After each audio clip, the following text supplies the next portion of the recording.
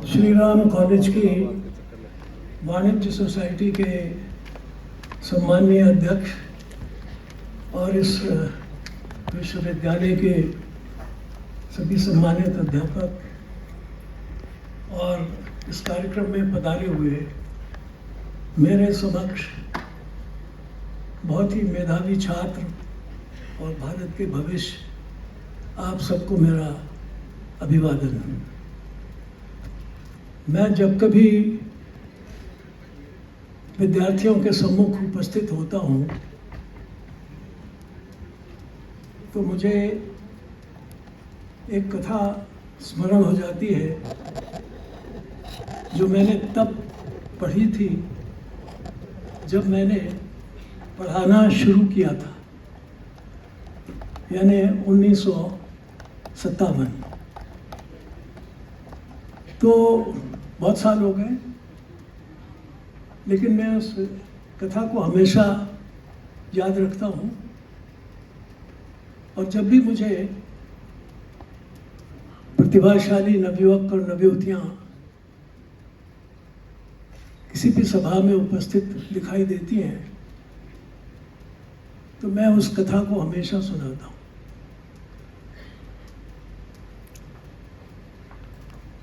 एक विद्यालय में प्रधानाचार्य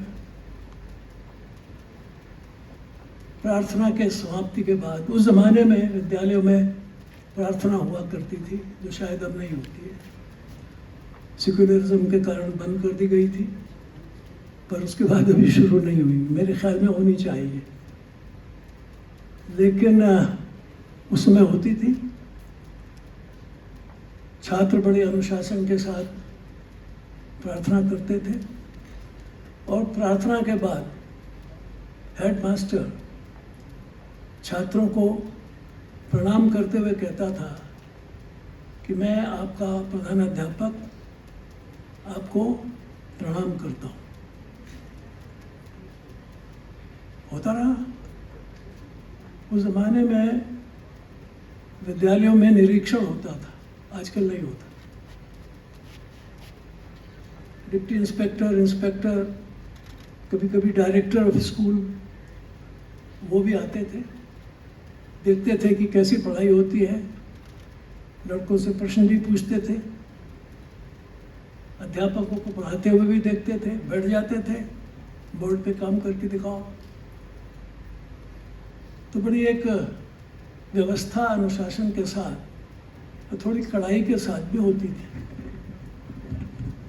तो उसमें जब इंस्पेक्टर महोदय आए और उन्होंने देखा कि प्रार्थना समाप्त हो गई और उसके बाद प्रधानाध्यापक ने सब बच्चों को नमस्कार किया और कहा कि बच्चों, मैं आपका प्रधानाध्यापक आपको प्रणाम करता हूँ।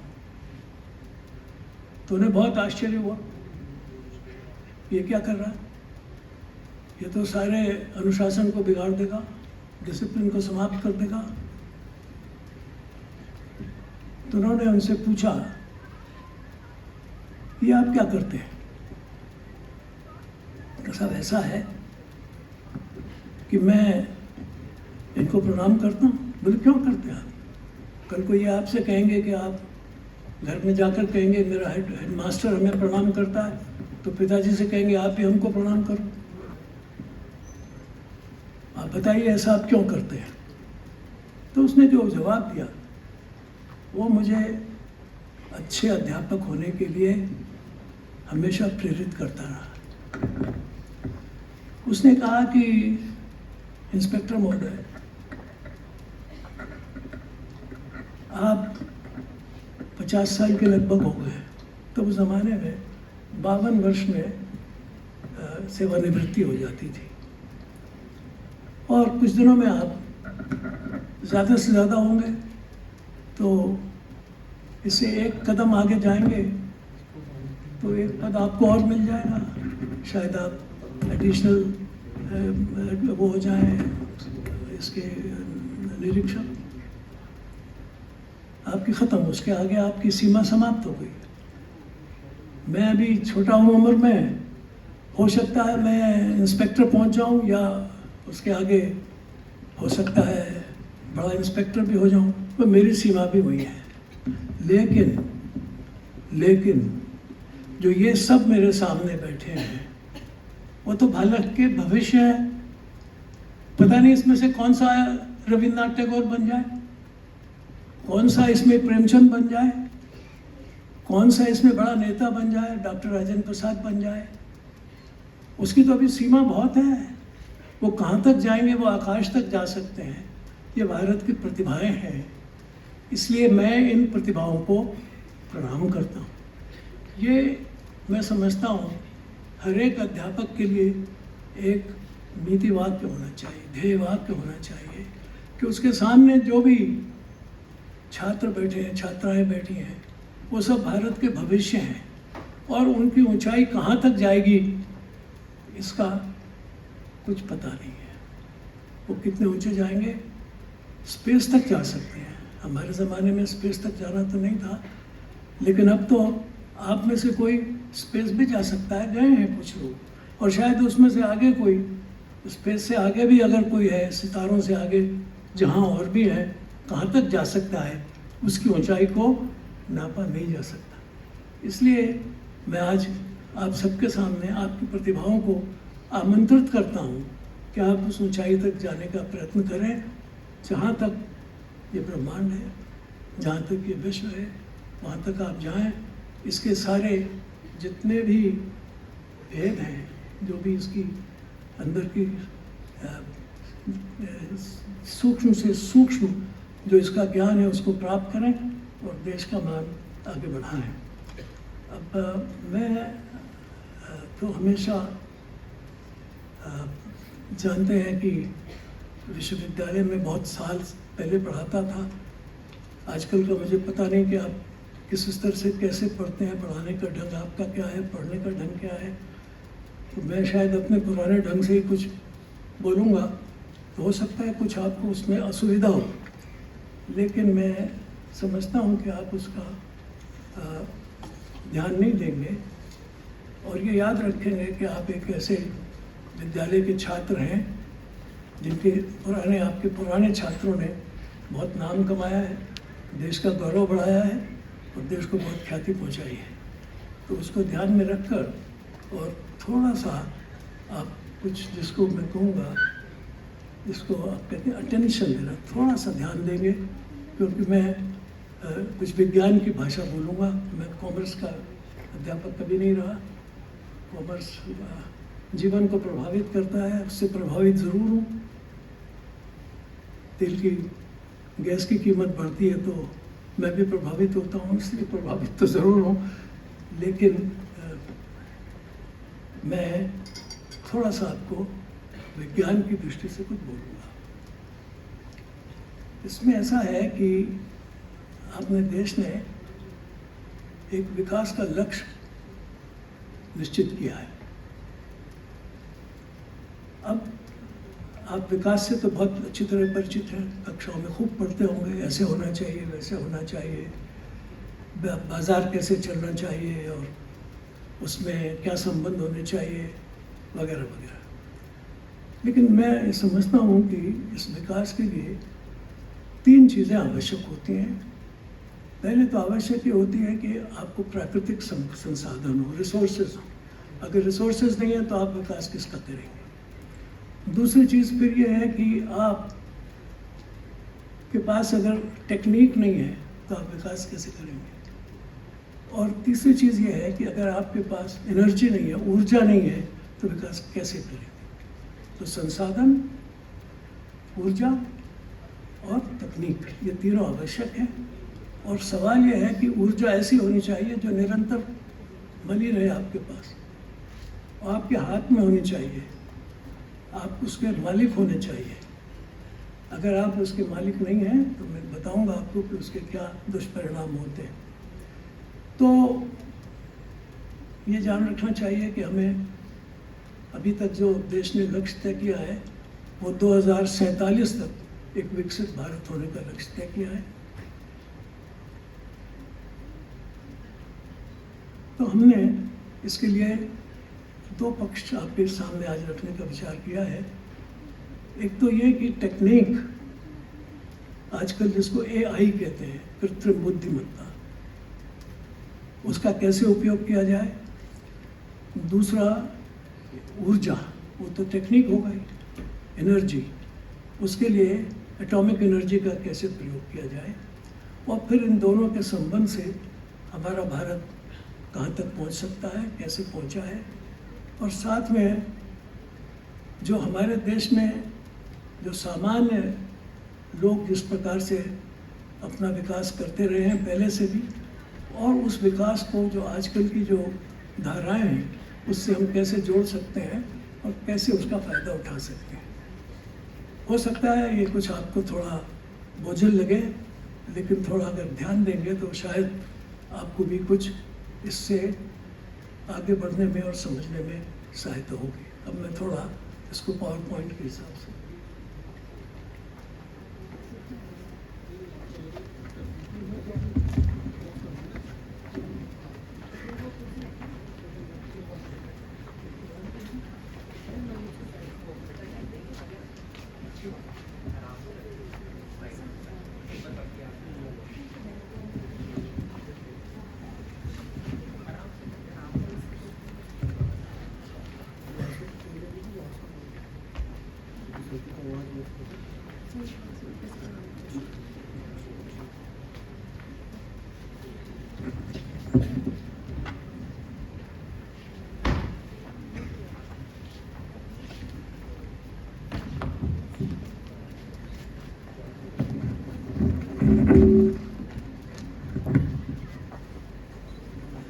चलो साहब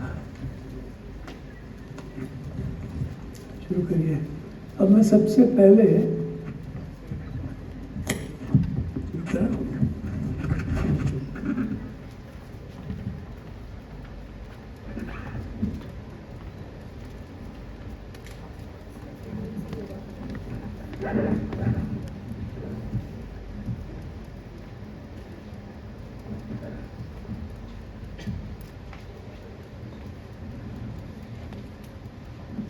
दिया मैंने इसका पहुंचा नहीं ये हुआ नहीं अभी पीछे क्या हो गया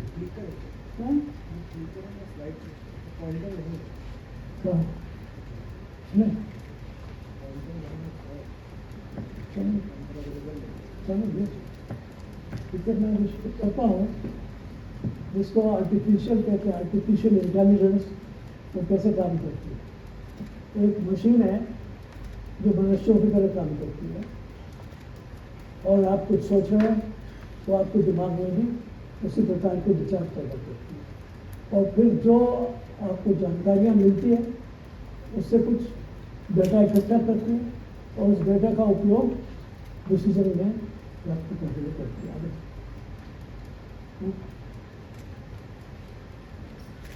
अब इसके लाभ क्या है। पहली बात तो यह है कि ये आपकी एफिशिएंसी को बढ़ाती है, डेटा एनालिसिस करती है, और उसकी वजह से आप बेहतर नतीजे निकाल सकते हैं। नतीजे कैसे अच्छे निकाले जा सकते हैं उसकी कोशिश कर सकते हैं, और उसकी वजह से आप प्रोडक्टिविटी बढ़ा सकते हैं। तो एनर्जी इंक्रीज प्रोडक्टिविटी में बढ़ाती है, कस्टमर्स की सर्विस में बढ़ा सकती है, क्योंकि आपको पता है कि कैसे कस्टमर्स आते हैं, कैसे करना होता है, फिर नए प्रयोग भी कर सकती है, और इसके साथ साथ सारे ज्ञान को दूर तक दे भी सकती है।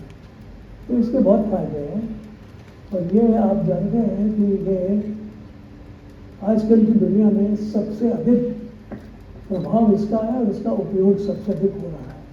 तो इसको जानना चाहिए। ये महत्वपूर्ण टेक्निक है जिससे आज का विश्व बहुत प्रभावित है। नेक्स्ट, हम इसको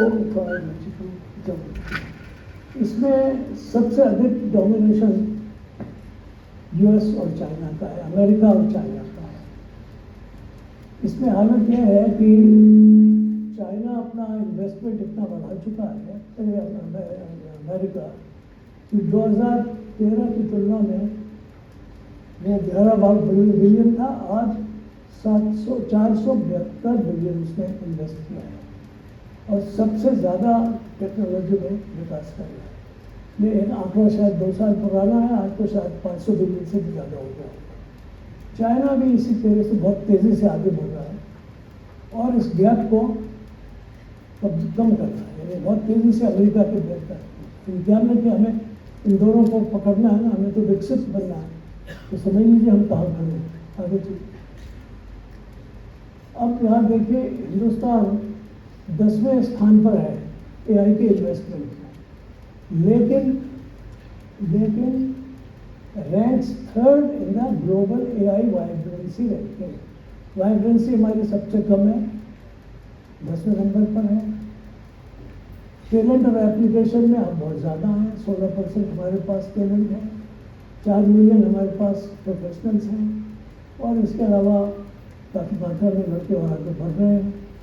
लेकिन जो दिक्कत है वो ये है कि हमारा जो इंफ्रास्ट्रक्चर है वो बहुत कम है अभी और बहुत गैप है इसके अंदर हमारा। ख़ासतौर पर जो GPU डाटा है उसमें हम बहुत पीछे खड़े हैं और अभी तक हमारी जो टेक्नोलॉजी है वो AI के मॉडल्स पर जो बाहर से मॉडल मिलते हैं, हमारे मॉडल्स में, ये हमारी कमजोरी आगे चलिए।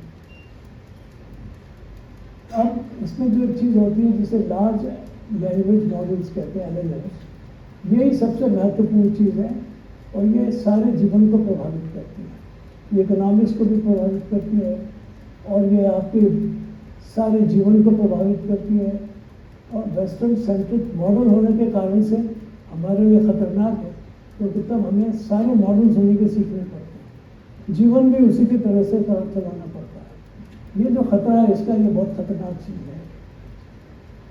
इसके की एडवांटेज है कि अगर आपको भाषा जाननी है तो आप कुछ भी लिखते हैं आजकल तो आपकी भाषा ठीक कर देती है और आपकी जो डाटा अगर आप इकट्ठा करते हैं तो उसको इकट्ठा करके आपके हाथ में इकट्ठा कर देती है, तो आपकी सॉवरेनिटी बढ़ा सकती है।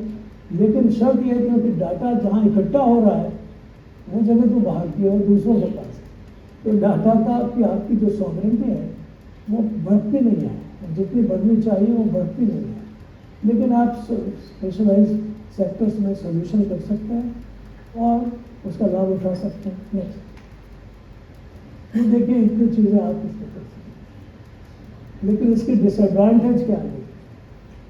पहला तो यह है कि आपका जो सिक्योरिटी है डाटा की, जैसे मैंने बताया, आपके पास नहीं है, सारा विदेशों में चला जाता है, इसलिए डाटा वल्नरेबिलिटी है, आपका डाटा आपके हाथ में नहीं रहता। हज़ारों लोग यहाँ, लाखों लोगों का इलाज होते हैं और उसका सारा डाटा विदेश चला जाता है। तो हमें कौन सी दवाई चाहिए आगे या क्या यहाँ बीमारियाँ हैं, उसका फायदा विदेशों को मिलता है, हमें नहीं मिल रहा। जियोपॉलिटिकल लॉकआउट्स अभी जैसे लड़ाइयाँ हो रही हैं, आपके किसी भी यंत्र को लॉकआउट कर सकते हैं, बंद कर सकते हैं, यहाँ तक कि आपके हाथ में जो मोबाइल है उसको भी वो बंद कर सकते हैं, ये स्थिति उनके हाथ में। सप्लाई चेन उसको भी बंद कर सकते हैं या उसमें गोलमाल कर सकते हैं। फिर लिंग्विस्टिक एंड कल्चरल इन्फ्लुएंस, अगर आप देखे होंगे, मुझे पता नहीं आप लोग इंस्टाग्राम देखते हैं या नहीं, लेकिन उसमें आप देखेंगे कि सारी लिंग्विस्टिक और कल्चरल इन्फ्लुएंसेस होते हैं। इस देश की संस्कृति को नष्ट करने के अलावा उसमें कुछ नहीं हो रहा। हमारी संस्कृति का उसमें आपको कोई हिस्सा नहीं दिखाई देता। कल्चरल होमोजेनाइजेशन होता है, भारत को की संस्कृति के साथ और विदेशी संस्कृतियों का गोलमाल करके आपकी ड्रेस, आपका भोजन, आपका साहित्य पढ़ने का, आपका सिनेमा देखने का सारा शौक ये बदल जाता है और इसलिए आप एक स्टीरियोटाइप बनते चले जाते हैं। हिंदुस्तान कम होता जाता है और एक घटना घोटाला कुछ बनता जाता है। डिपेंडेंस ब्लॉक मॉडल्स, वही जो उसके पास है किसी के पास डिपेंडेंस है आपकी। लॉस्ट इकोनॉमिक अपॉर्चुनिटी, ये सारी जो हमारी इकोनॉमिक अपॉर्चुनिटी है, यानी हमारी टेक्निक है, उसमें हम पीछे होने की वजह से हम इकोनॉमिक तरक्की भी नहीं कर सकते हैं, क्योंकि सारे डाटा वहाँ चले गए, वहाँ से टेक्निक जल्दी आ जाती है, हम पीछे रह गए। तो इसलिए हमें इस पर ध्यान देने की ज़रूरत है कि हमारी जो टेक्निक है वो बढ़नी चाहिए, इसमें आगे आना चाहिए। और इसलिए under performance in critical sectors में, तो व्यापार के हों, तो टेक्नोलॉजी के हों, तो मेडिसिन के हों, तो स्पेस के हों, तो डिज़ाइन के हों, तो धीरे धीरे भारत की डिज़ाइन खत्म हो जाएंगे, भारत दूसरे डिज़ाइन आते जाएंगे। आपके बनाए हुए जो मॉडल्स हैं, जो आप उत्पाद करेंगे, जो प्रोडक्ट पैदा करेंगे, वो आप पीछे हो जाएंगे, वो नए नए मॉडल्स आ जाएंगे। तो इसलिए ये इसके खतरा है। इसलिए हमें ध्यान रखना चाहिए कि अगर हमारे पास इंडिजिनस मॉडल नहीं है, LLMs नहीं है, लार्ज लैंग्वेज मॉडल्स नहीं है, तो हम तरक्की में बहुत पीछे रह जाएंगे। सारा कॉमर्स आपका पीछे रह जाएगा। आप कितना ही कुछ करते रहेंगे। अभी जैसा आपने मुझे बताया गया, आपके यहाँ के देश के बच्चों ने वो मोहम्मद की चीज़ मुझे बताई थी। अब ये एक टेक्निक आप नहीं, अब इसका मार्केट कब बढ़ा जब आपने इसको अडॉप्ट किया। अब ये अगर मार्केट दूसरे लोग अडॉप्ट करेंगे तो तब टेक्निक वहाँ जा पाएगी। लेकिन वो कैसे अडॉप्ट करेंगे? क्योंकि वहाँ अडॉप्शन कराने के लिए वहाँ तक इस टेक्नोलॉजी को भेजने का आपके पास कोई साधन नहीं। तो ये बात यही रह जाएगा कि बाजार हिंदुस्तान से बाहर नहीं जाएगा। तो यहाँ से बाहर नहीं जाएगा तो इसका फायदा नहीं मिलेगा, आपका बाजार विकसित नहीं होगा, आपकी संपत्ति नहीं होगी। तो इसलिए इस पर ध्यान रखना चाहिए कि हमें इंडिजिनस एलिमेंट्स चाहिए, इसकी टेक्नोलॉजी हमारे हाथ में होनी चाहिए। नेक्स्ट आगे, खतरा क्या है इसमें? एक तो इससे बहुत सारी इनएक्यूरेसीज वो कर देता है, प्राइवेसी हमारे हाथ में नहीं रहती, ह्यूमन जजमेंट खत्म है। ये बहुत ध्यान देने की ज़रूरत है।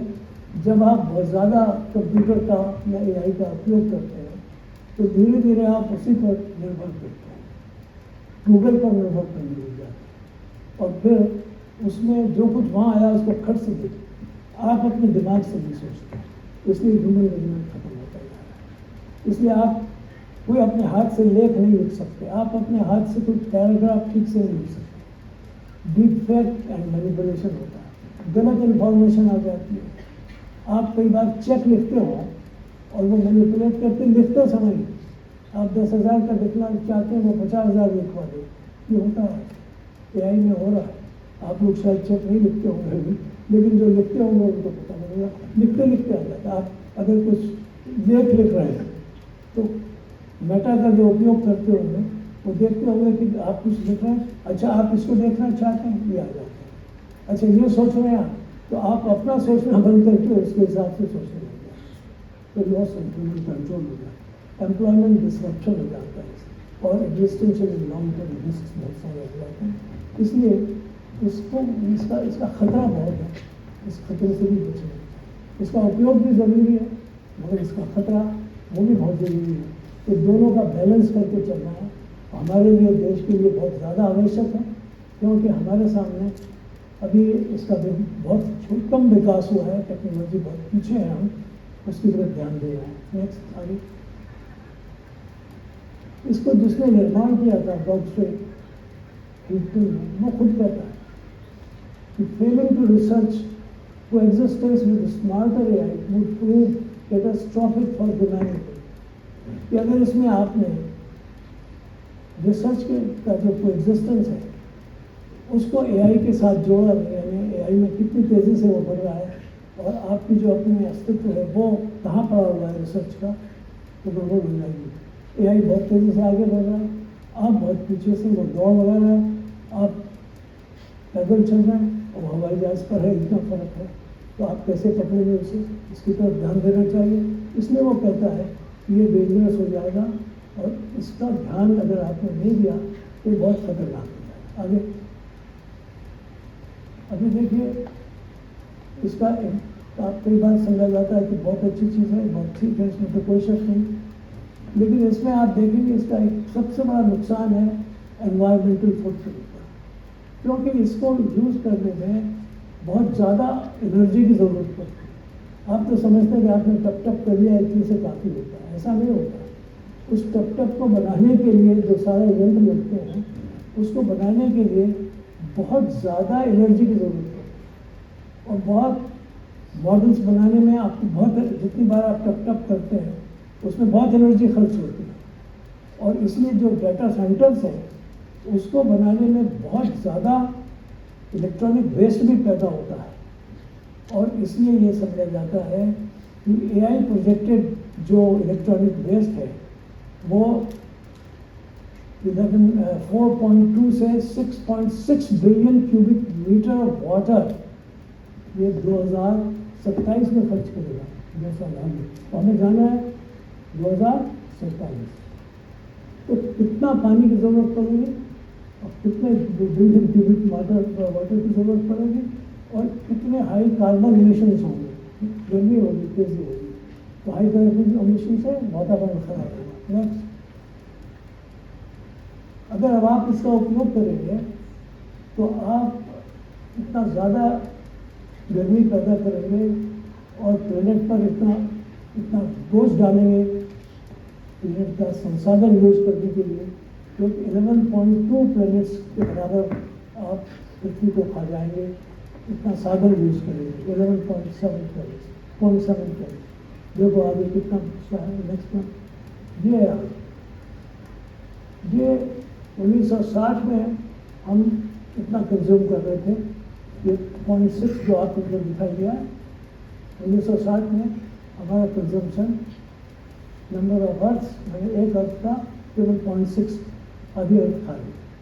1980 में हम एक अर्थ के बराबर एक पूरी अर्थ खा जाएंगे, और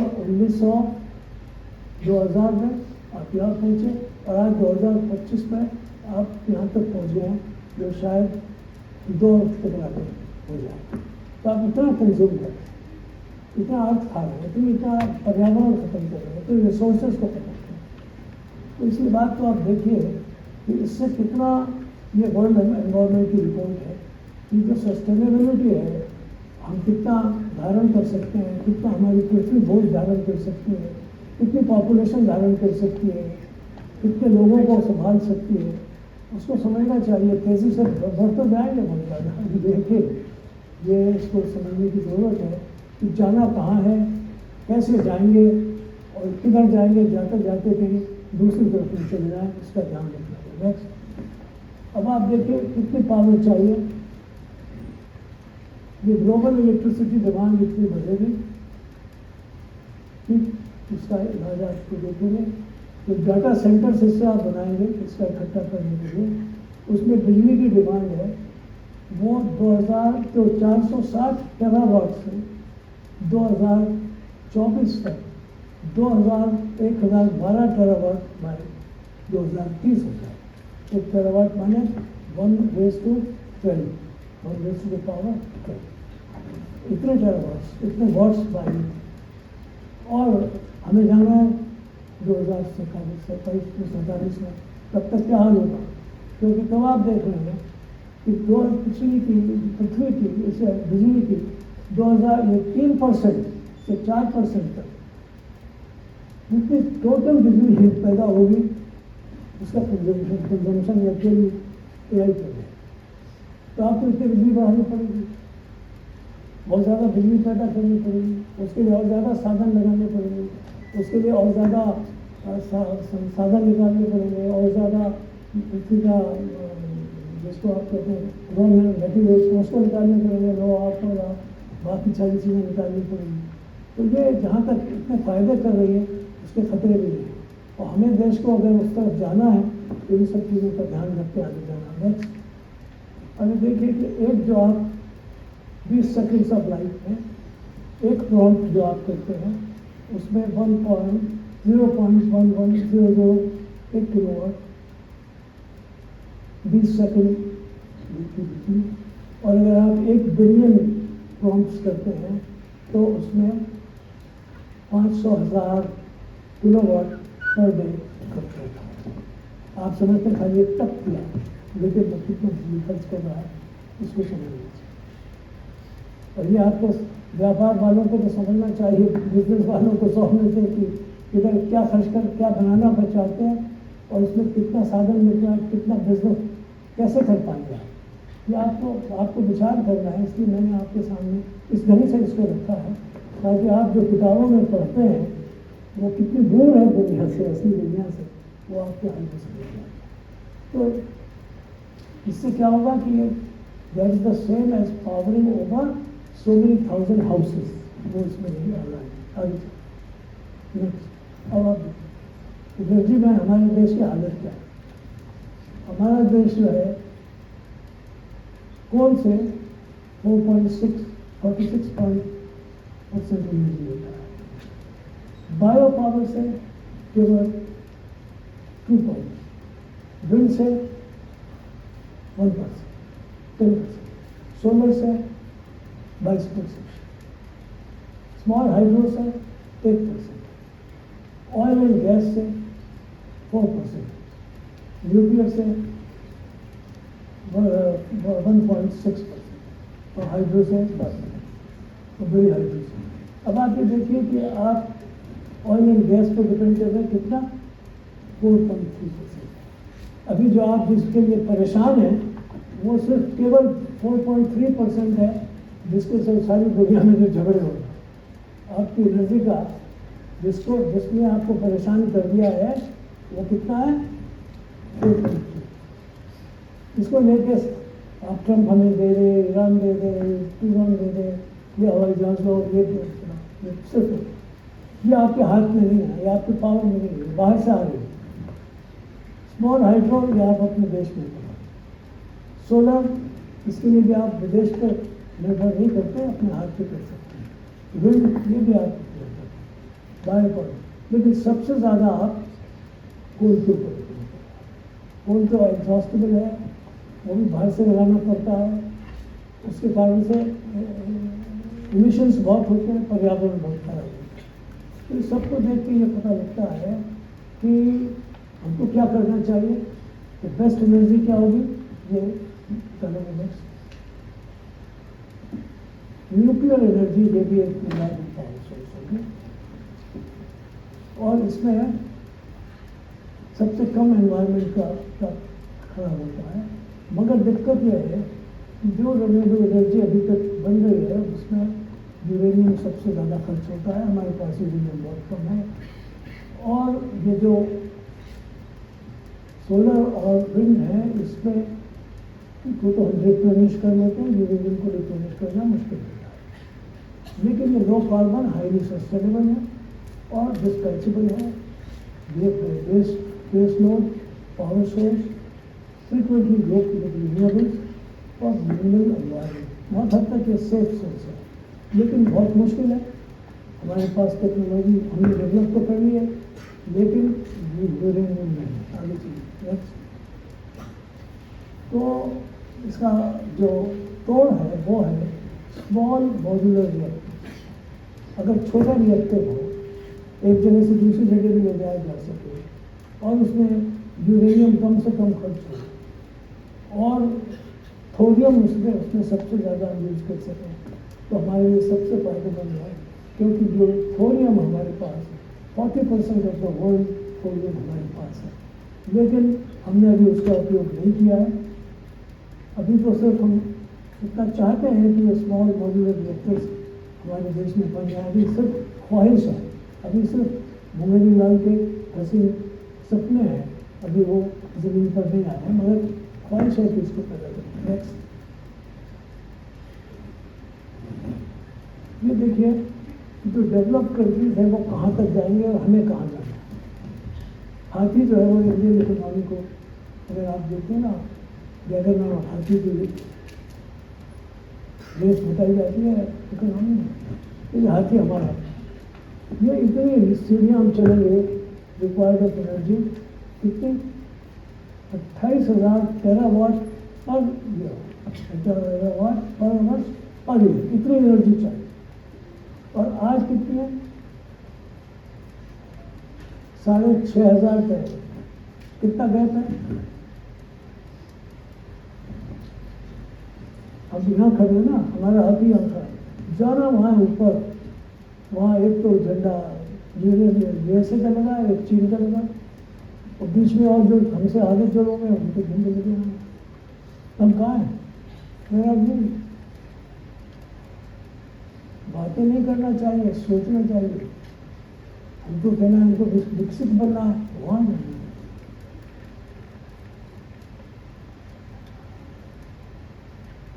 तो इसलिए मैं आपके सामने इसलिए रख रहा हूँ कि किताबों में तो आप इतना ही पढ़ेंगे कि विकसित होना ज़रूर है, होना चाहिए, लक्ष्य है, मगर उसके साधन क्या है, कैसे दुनिया से आप कैसे कम्पीट कर पाएंगे, कैसे उसको पछाड़ पाएंगे। हमें तो पछाड़ना है, केवल उसके पीछे नहीं रहना है। लक्ष्य है कि हम उससे आगे बढ़े। कभी कभी वो लोग कहते थे कि वो विश्व गुरु बनना है। मैं कहता हूँ उस पर ध्यान मत दीजिए, वो अभी आप बहुत दूर है, उस ख्याल को छोड़ जाती है। अभी पहले ये ध्यान रखिए कि आप खड़े कहाँ हैं, वहाँ से कहाँ जाना है। हकीकत को देखिए और कहाँ पहुँचना है, उस लक्ष्य को देखिए। खाली दिमागी ये नहीं कि हम ये थे, हम वो हो जाएंगे, नहीं, आप नहीं हो पाएंगे अगर आप इस तरफ ध्यान नहीं देंगे।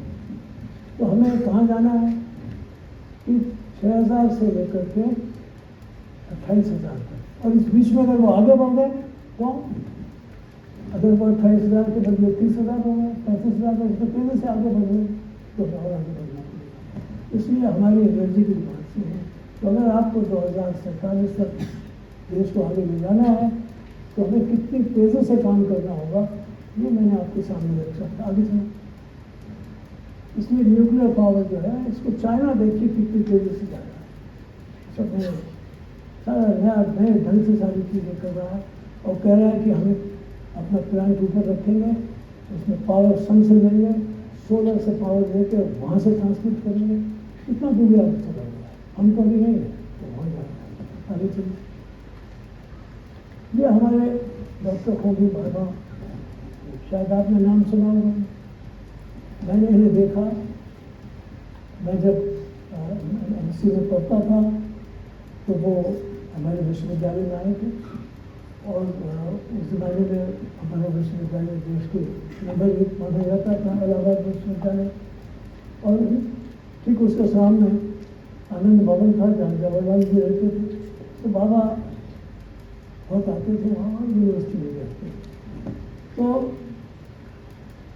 उन्होंने ये कहा उस वक्त कि when nuclear energy has been successfully applied for power production, कब कहा था कि 2052 में मैं पढ़ रहा था विश्व में 2023 में फाइनल हुआ था, तब वो लेके आए।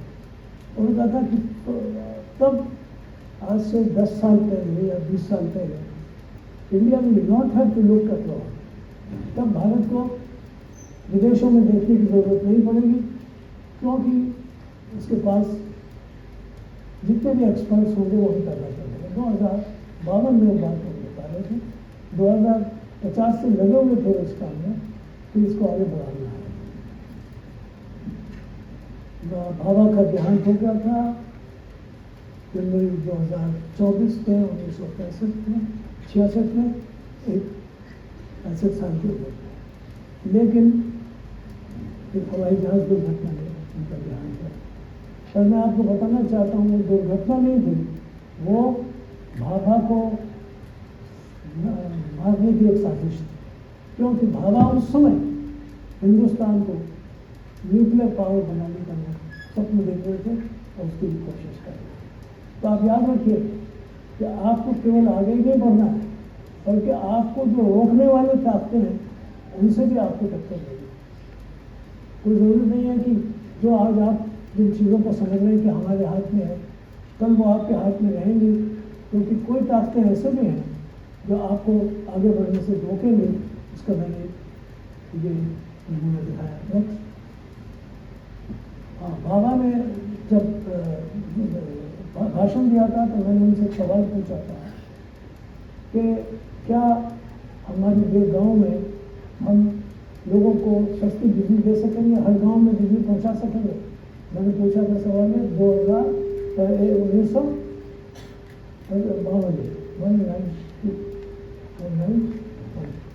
तो आज तो कितना समय हो गया, 2026।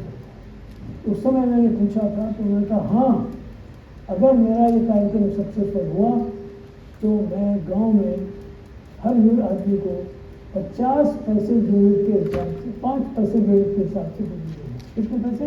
5। आज कितने पैसे से बिजली मिल रही है? कितने यूनिट? बिजली अभी आता होगा ना,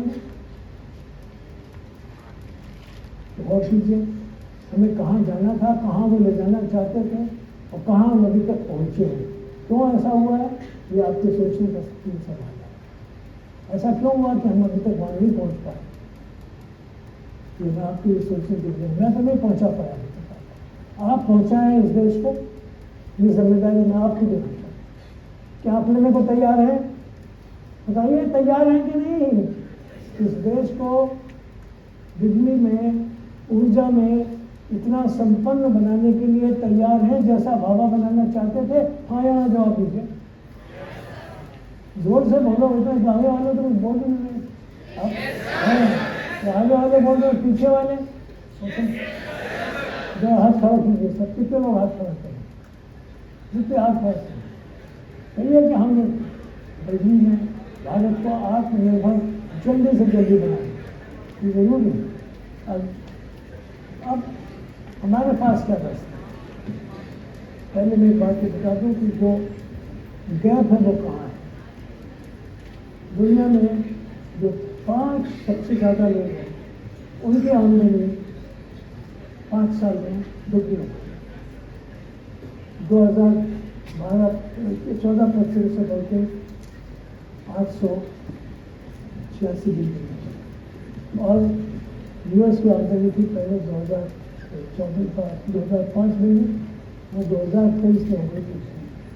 और इसमें क्या हुआ कि जो 5 बिलियन लोग सबसे कमजोर हैं, सबसे गरीब हैं, वो और ज़्यादा गरीब हो गए। कैसे हो गए? पहले ये गैप इतना कम ज़्यादा था, अब इतना कम है।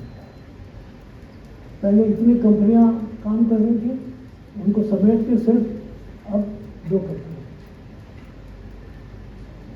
ये उनकी संपत्ति बढ़ती जा रही है, मोनोपोली होती जा रही है। किताब में आप मोनोपोली पढ़ते होंगे, वहाँ मैं आपको दिखा रहा हूँ मोनोपोली कैसे बढ़ती जा रही है। अब नेक्स्ट, ये हमारी ग्रोथ रेट है, या कोरोना में थी तो 6.5 से घट के ऊंचाई अब आगे बढ़ रही है, और कहते हैं कि 7.2 रहेगी। अब पता नहीं है जो आगे इस समय दुनिया में क्या झगड़े हो रहे हैं, उससे घट के कितनी रहेगी कितनी नहीं रहेगी, पर अंदाज़ा इसी के आसपास है। आगे चलो नेक्स्ट। लेकिन इससे आप ये मत सोचिए कि आपकी पर कैपिटा इनकम बढ़ रही है तो इससे कुछ बड़ा बहुत कुछ आश्चर्य होगा, क्योंकि ये कहा जा रहा है कि हम दुनिया की चौथी लार्जेस्ट इनकम ग्रुप बन रहे हैं। यहाँ चार्ट 1 को देखिए, हम 2000 में कहाँ दो दिए। अभी कहा गया है पिछले दिनों कि हमने जापान को पछाड़ दिया। ठीक है, जापान की आमदनी घटी है, इसको कहते हैं जो ग्रॉस डोमेस्टिक ग्रॉस शब्द जानते हैं आप, जीडीपी ग्रॉस। तो ग्रॉस जो बढ़ी है वो जापान की घटी है, इंडिया की बढ़ी है, और ये 4,180। और ये आप देख रहे हैं पोलैंड का था 280 यहाँ बढ़ी। लेकिन जैसे ही आप जीडीपी पर कैपिटा में आते हैं तो हमें तो लग जाती। जीडीपी पर कैपिटा में जापान को 33,000 लोग नीचे हो गए, और वो पोलैंड जो सबसे नीचे था वो आगे नीचे हो गया, और हिंदुस्तान 400 से 28। तो हमारी जो गैप है, जो कहाँ खड़े हैं, कहाँ से कहाँ जाए, किसको पछाड़ना है? अभी तो आप पोलैंड को भी नहीं पछाड़। जापान वो अभी गिरी हुई हालत में, इससे ऊपर है। जर्मनी, वो आपका चीन और अमेरिका तो बहुत ऊँचे। तो आप ये देखें कि आप ये मत समझिए कि आपने यहाँ से आप आगे आ गए थे, नहीं। जब तक आप इस गैप को करेंगे, पर कैपिटा इनकम जब तक नहीं बढ़ेगी तब तक नहीं। अब इसलिए क्या हो रहा है, आप देखें दुनिया में हो क्या रहा है, कैसे बढ़ेगा। ये देखिए दुनिया की इकोनॉमी कैसे जा रही है। जो सबसे बड़ा ये नीले रंग का वो है कि दुनिया से ग्रो करे, डाउन जाए। और इसके बाद ये जो है वो एडवांस्ड इकोनॉमीज है, वो भी फ्लैट है कभी डाउन होने के बाद फ्लैट है, बढ़ने देगा। इसके बाद जो एमर्जिंग वो है जैसे हम लोग हैं, वो डैश डैश डैश है, उनमें भी अभी स्थिरता नहीं है। और जो एमर्जिंग मार्केट्स है ये होगा, अब जो बाकी डेवलपिंग कंट्रीज हैं जैसे यूएस है वो भी फ्लैट ही है। फिर आप देख रहे हैं यूरो एरिया वो भी नीचे जा रहा है, चाइना भी अभी नीचे जा रहा है। ये दुनिया की हालत है। और आप देखेंगे, आप जो चाइना से भी अगर आप देखें तो आप इस डैश डैश पर करें तो कम से कम आपको ज़्यादा है, ये जो पीला बिल्कुल पूरा फुल लाइन जो है वहाँ तक है। तो ये जो पोजीशन है वर्ल्ड इकोनॉमी की, इसको सामने रखते हुए तब आप देखें किताबों में जो कुछ पढ़ाया जा रहा है उसको ध्यान में रखकर देखें कि आपको जाना कहाँ है, कितनी दूर जाना है, कहाँ तक जाना है।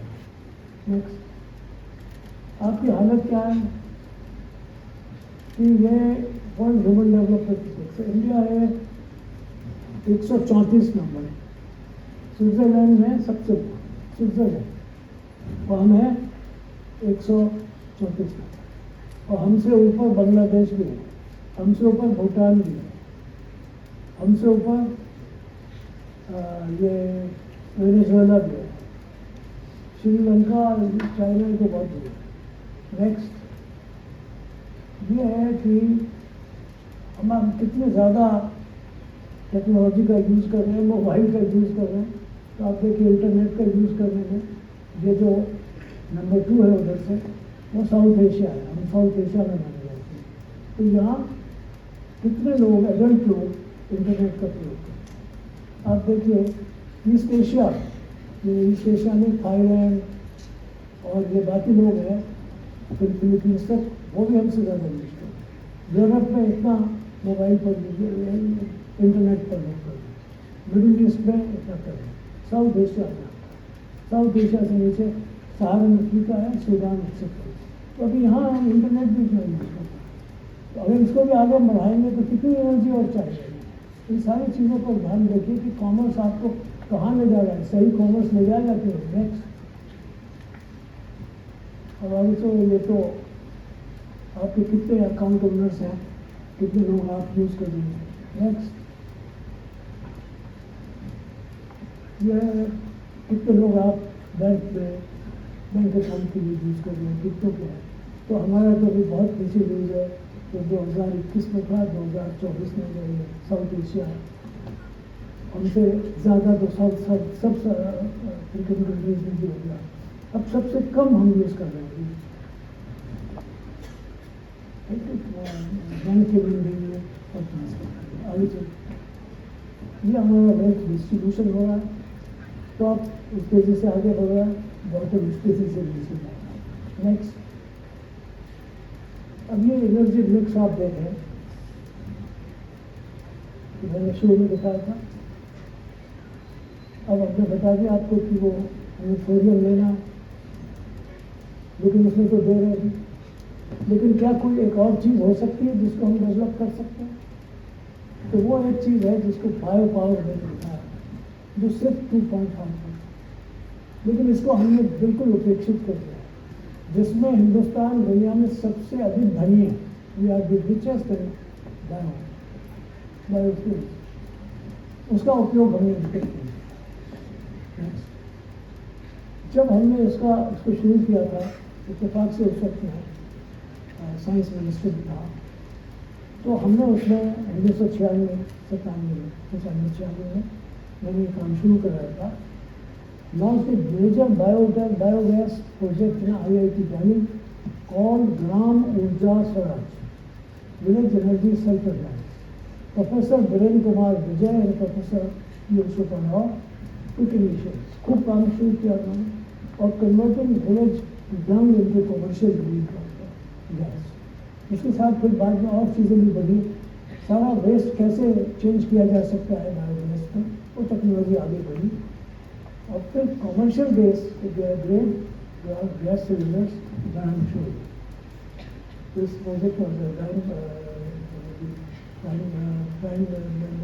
वाजपेयी जी और मैं उसको मॉनिटर कर रहा था और फिर टेक्नोलॉजी वॉज फाइनली पेटेंट इसको हमने पेटेंट भी करवा लिया था और breakthrough made it possible to enrich biogas into CNG इसको हम मॉडल कर सकते हैं आगे हमने वहाँ तक छोड़ दिया और इसी अब ये देखिए अब इसका हाल ये है अब इससे बायोफ्यूल व्हीकल चलिए मोटर वही IIT के प्रोफेसर अपनी स्कूटर और गाड़ी को चीपेस्ट कोई दिक्कत नहीं सारी चीज़ अपने हाथ बॉडी अपने आप सारे उसके जितने भी यंत्र हैं वो सब आपके पास है किसी को बाहर जाने की जरूरत नहीं फ्यूल आपके पास है कोई डिपेंडेंसी की जरूरत नहीं ईरान में क्या हो रहा है ईरान में क्या हो रहा है अगर इस पर हमारा कंट्रोल इसको अगर हमने डेवलप कर दिया तो हम बहुत कुछ आसानी से कर सकते हैं ये चीपेस्ट और नॉन रिन्यूएबल है हर हमारे यहाँ इतना पशुधन है इतनी गाय है इतनी भैंस है इतनी सारी चीज़ें इतनी ह्यूमन बींग्स है हमारी सारी जो स्पीकर वो सब कन्वर्ट हो जाए and this is the most cheap लेकिन हमने इस लेखन में कि हम इसको पिछड़े कहा जाएगा कि माफ कीजिए ये एक बड़ी धारणा है कि हिंदुस्तान की पुरानी टेक्नोलॉजी पिछड़ी थी या हम पिछड़े थे नहीं हम बहुत आगे थे हर चीज़ में बहुत आगे थे उसको तो कभी बात करेंगे आज नहीं लेकिन अब क्या हो रहा है वेस्ट वाटर ट्रीटमेंट की सिक्योरिटी फिर bio conversion of fish waste into liquid bio fertiliser मछली के वेस्ट को बायो बनता है फिर इवापोरेटिव कूलिंग रेफ्रिजरेशन भी किया जा सकता अब रेफ्रिजरेशन से कितनी वेस्ट होती है कितना पोल्यूशन होता है कितना बिजली खर्च होती है लेकिन उसको भी नहीं कर सकते मैं जब पढ़ता था तब मुझे ये बताया गया था कि सम टाउन्स इन वेस्टर्न यूपी में आइस मैन्युफैक्चर होती है I came to know that ice was produced in the town, Meerut में पड़ता था, much before the principles of refrigeration were known. I was also told that in some other town in western UP, ice was also manufactured. Sufficient quantity of ice was produced during winters and preserved to use during summers. ये एक technology थी। दूसरी technology क्या थी?